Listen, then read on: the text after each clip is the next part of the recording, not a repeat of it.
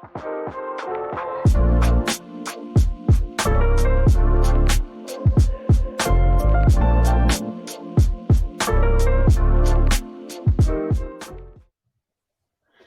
right, welcome to our second live stream from the Department of Instructional Innovation and Design at NICC. Today, we're going to talk a little bit about how to engineer prompts using tools like ChatGPT and other AI platforms. So the first thing we wanted to talk about today is some general advice for improving the results that you get when you're putting in a prompt in something like ChatGPT. So I think Jordan's going to kick us off with the first example. Yeah, absolutely. And let's take a look here. Perfect.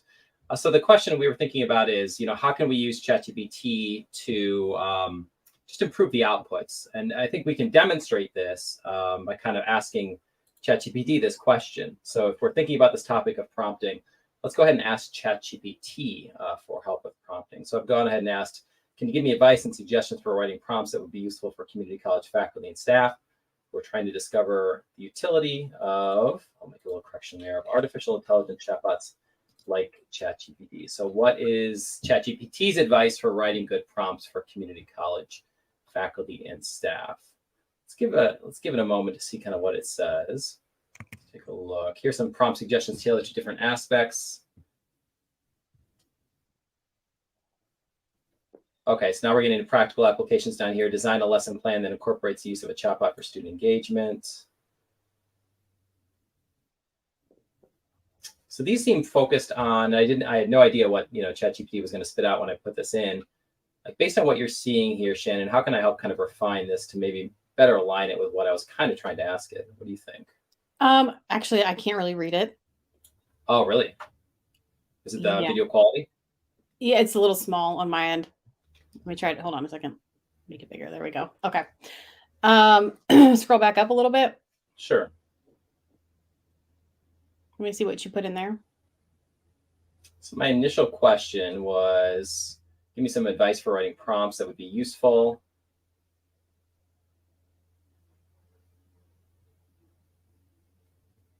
Maybe you could get more specific, talk about what course this might be for or what type of student.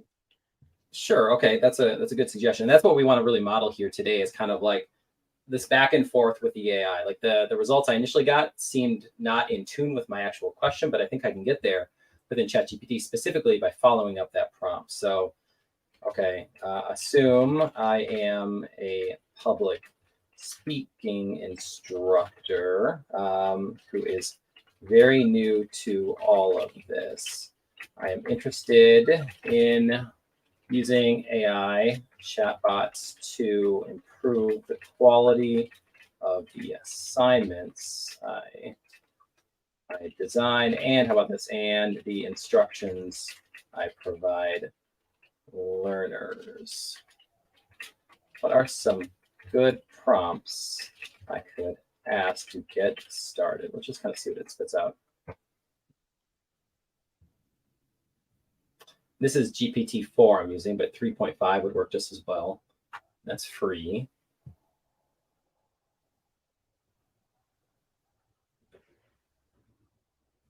So should we maybe try one of these prompts, maybe? Yeah. Okay. So it is giving me ideas. So I'm coming in with sort of a lot of experience playing around with these tools. So for someone new, I could see how this actually kind of does help. So a question like this, describe an existing assignment and how incorporating a chatbot. So that's actually kind of on our list of things that we might get to a little bit later, kind of working with an assignment. Anything else I can demonstrate here, Shannon? Maybe a little summarize, something like that, if we're kind of focused actually on the prompting. Why don't you do something really simple like, how should I write a prompt to generate an email or something like that? Or okay. Introductory text for a unit on, whatever subject you want to put in. Sure. How should I write a prompt to generate an email to my public speaking students, helping them understand the Panopto recording requirements for my course? Kind of doing something meta here where we're kind of asking about what we should ask about, which is a little bit challenging. Okay, now it's kind of, okay, a little bit of back and forth. Yep, and these are examples of the things I could use and kind of communicate to the chatbot to kind of make sure that I get the result out that I want. It keeps going. Now do this in the voice of Snoop, B-O-G-G. I'll wait till it's done.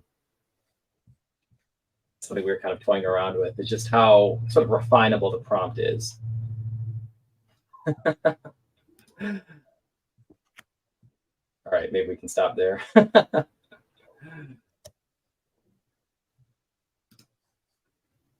That's funny. So this, we are sort of demonstrating the sort of endless back and forth that you can kind of do when you're kind of working with these chatbots to try to get out, from these chatbots, kind of what you need. There's definitely back and forth to it.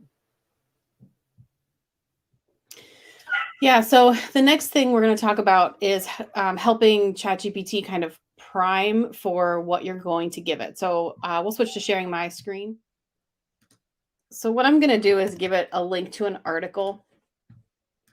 And what I want it to do eventually is write an email. So at first I'm going to tell it kind of what I'm going to do.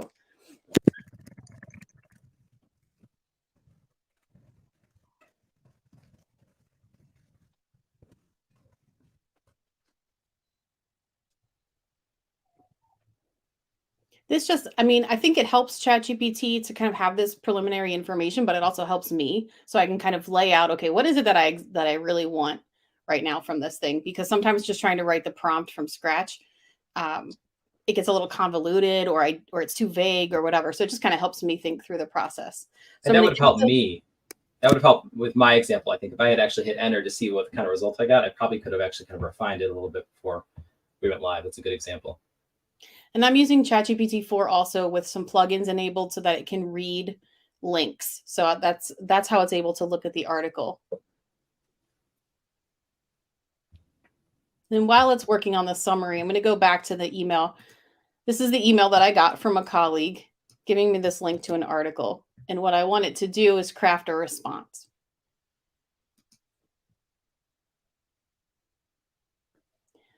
So I'll give it a couple minutes here to finish, or a couple of seconds. Shouldn't take long. I've noticed like 3 point, when I go back to 3.5, it's like much more quick compared to 4. Mm-hmm. Not as thorough though, maybe? Right, yeah. Sort of hard to see the invisible improvements to 4.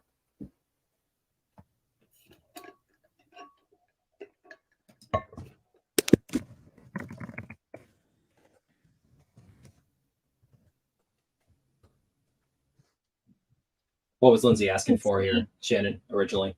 I mean, she really Like wasn't your thoughts? asking me for something, just she wanted to share the article and said that she found it interesting. So for in this particular case, this would be too much. And so I'm going to refine it a little bit.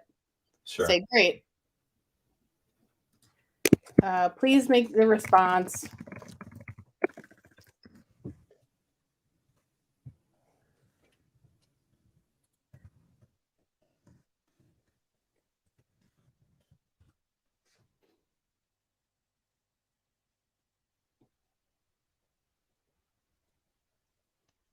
and like this might be more appropriate for what I want.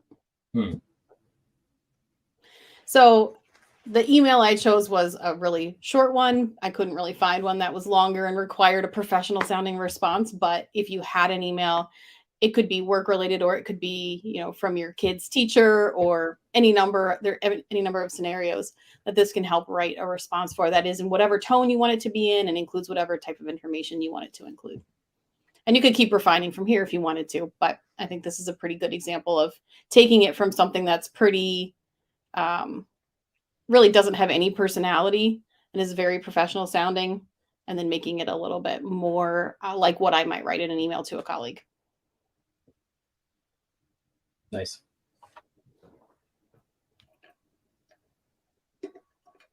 All right, so time to go over some use cases, I think.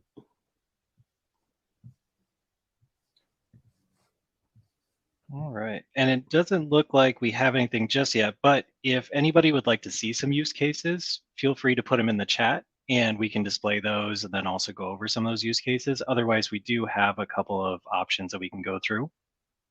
Yeah, I'll jump into mine, Caleb, if you want to share my screen. I'm using ChatGPT still. I am using 4.0, but I'm not going to attach anything. I'm going to do what Shannon did, and I'm going to learn from what Shannon did. And I think this whole experiment is a whole lot of trial error learning. So I'm going to learn Shannon's lesson, or the lesson she taught us. I'm going to ask it up front if it can help me with an assignment, cleaning up this old assignment. Kind of skim through actually what it says to make sure it understands. More occasion reflective discussion prompt. Go ahead and provide the original instructions. Excellent. So I'm going to grab this very ugly old assignment I've used in a couple of courses that started way back in 2011. And I'm going to go ahead and prompt it. Here are those instructions. I'll see what it can do. So I'm asking to take an old project for students, take a film and turn it into a presentation film related to American government or U.S. History. And I'm asking a different question. I'm saying, hey, help me come up with a prompt, a discussion prompt, where students make their selection of which film they want to choose, where they can kind of comment on why they chose that. So let's go ahead and scroll down. So I just gave it I didn't clean up my instructions at all. I haven't looked at those instructions since like 2018 or 2019. Let's see what it's doing with it.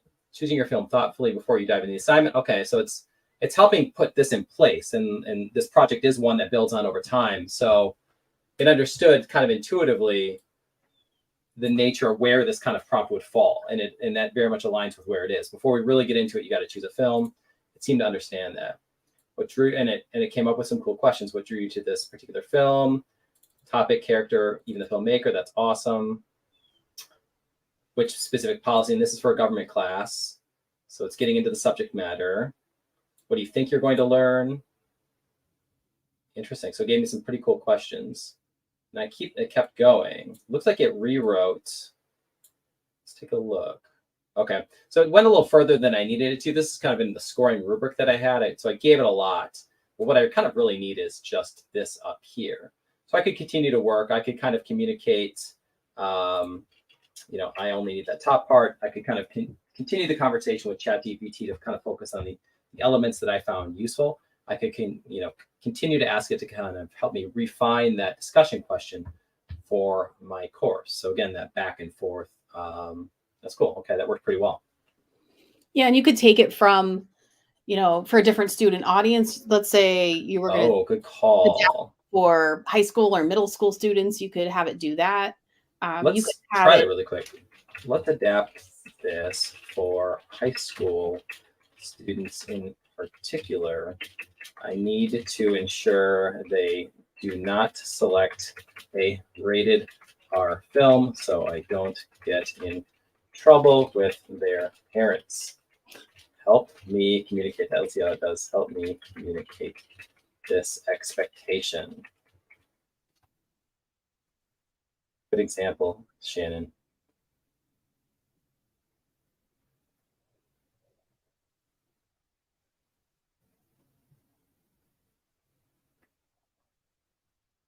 There we go. So it's adding this important note. Please choose a film that's rated PG-13 or below.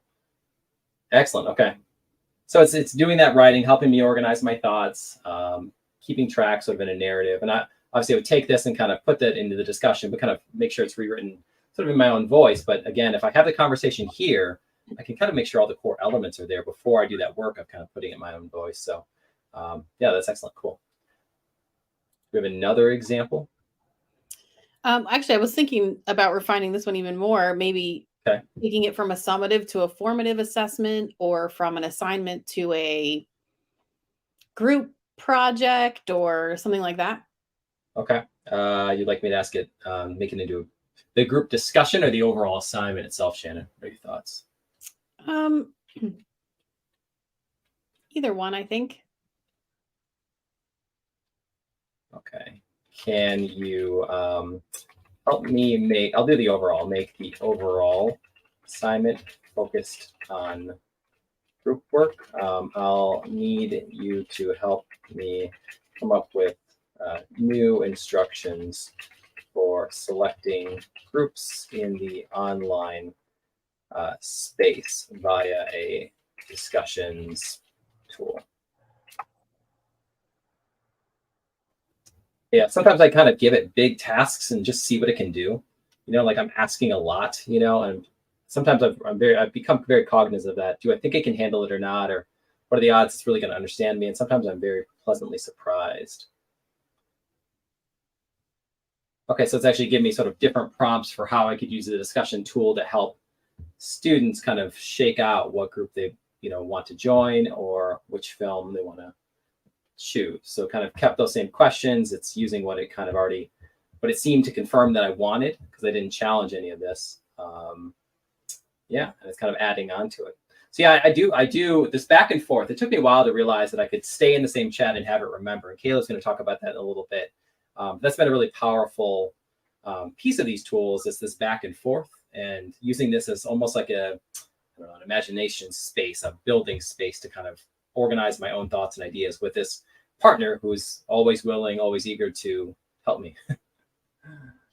So one quick thing, and then we'll move on to the rest of the stuff we want to talk about here. But can you just ask it just to demonstrate how it can give you the directions for how to build groups in D2L? Oh, that's a really powerful thing.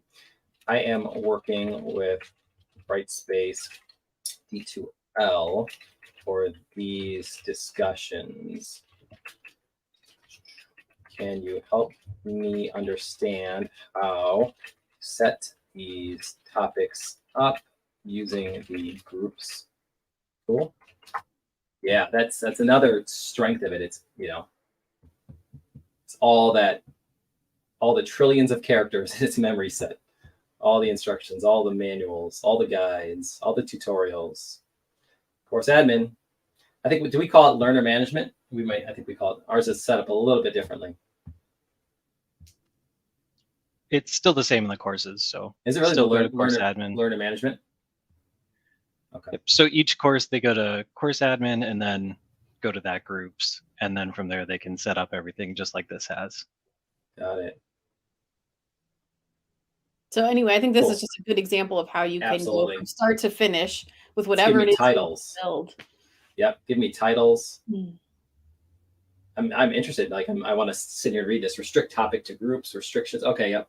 The release conditions, all that, things like that. Awesome. Really cool demonstration. Thank you, Shannon. Yeah, so I think we'll finish up with Caleb talking a little bit about the tools, the AI tools, and how prompts might need to change, and a little bit about which ones can access the internet and things like that. Sure. So yeah, so the next one is how should my prompts change based on AI tool I'm using? So as Jordan mentioned with ChatGPT, some different tools have different memory lengths. So with ChatGPT, I believe it's around 32 to 33,000 tokens, and each word is about 1 to 3 tokens. So once it hits that max range, it will not be able to fully remember your entire conversation. So depending on how long your prompts are and how much it's actually outputting, you could see a variable just kind of something different there based on how each conversation goes. So sometimes you can have a really long conversation you'll remember. You can also kind of adjust your different prompts based on the item you're using or based on the tool you're using. So like with ChatGPT, not only does it understand real text, but you can also input a little bit more complicated items using like commas to separate different items you're looking for. You can also ask ChatGPT to become something. So you can say they are an interviewer and you need to practice an interview with them. So you tell ChatGPT what it is, and then it will fill out that role for the rest of the conversation. Other tools such as Bing Chat, which is free, that is more tailored towards searching the internet. However, if you ask it to do something specifically by just kind of putting in, will you do this? Or will you help me, kind of in those senses, just kind of saying you as the chat itself, then it will be able to actually assist you. So there are times where you may put in a chat and it'll try to search it on the internet, but if you ask it specifically, it'll actually act like ChatGPT. Some other examples too are you can use Claude AI, which works just as well as ChatGPT, if not a little bit better, because it does have a longer memory. And that one does do about the same as ChatGPT, though, where it is able to come up with all these prompts and stuff, but it does have a longer memory, so you don't have to worry about that running out. And with that tool, it is similar to ChatGPT. However, I haven't found it as good as like taking on a role. So if you do want it to have kind of somewhat of a role, you basically have to ask it while you're prompting it to assume that it is trying to do what you need it to do. So like assume that it is an interviewer. How does this sound as an interviewee? And then it'll give you that feedback and you can kind of continue that conversation. So nice. Two quick follow-up questions, Caleb. Yep. The tokens you're talking about, is that the text you enter or the text it generates or both? It's the text that you enter. So interesting. Okay. So what it generates is a different amount of, so basically what happens is that its input is based off of tokens and then its output is based off of whatever it thinks you need. So that's where the tokens can kind of get a little bit confusing, but like Claude AI uses way more tokens than ChatGPT does. So you almost can, I don't think I've ever maxed out Claude AI based on that because it can have a huge intake. And I'm pretty sure as they're coming out with GPT-5, they're going to double or triple the token input. And I think they're also looking at making it multimodal, which will mean it can take in like images and a few other things. I heard something in the news today. I was going to look into that. I heard that was coming. The other follow-up I had was I was at a session like last week where someone was using it and Bing Chat, and it wouldn't do what they asked it to do. But then I kind of wrote the question differently, and it did. I didn't quite understand why, but now I think I understand. I think it was trying to primarily search the internet for that content. It wasn't clear that she was asking the chat to do the thing. It was find this for me, basically by default. I'm sorry, I can't help you with that. It couldn't find it, but it could probably generate it. So all about how you ask the question with some of these tools for sure. Exactly. And you'll probably find the same with Bard. It will prioritize searching the internet first, and then it'll also generate. So you do have to be very specific. And one thing to kind of keep in mind when you are doing different prompts is kind of think about how you would prompt like a search engine to look for information. And then think of it in a way of like you have a personal assistant that's helping you find the information you're looking for. So you kind of prompt it the same way, but then you just kind of tweak it to ask it like it's doing it for you. So that's kind of a good way to kind of get around it. And then eventually we will see these built into just about everything. So you will be able to ask it for a whole suite of tools and in the very near future, especially from Microsoft and Bing Chat. Right.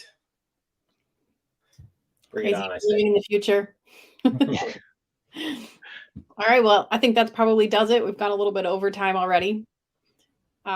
So tune in next time. I'm not sure what our next topic will be, but it'll be something equally great. Thanks, everyone. Thanks.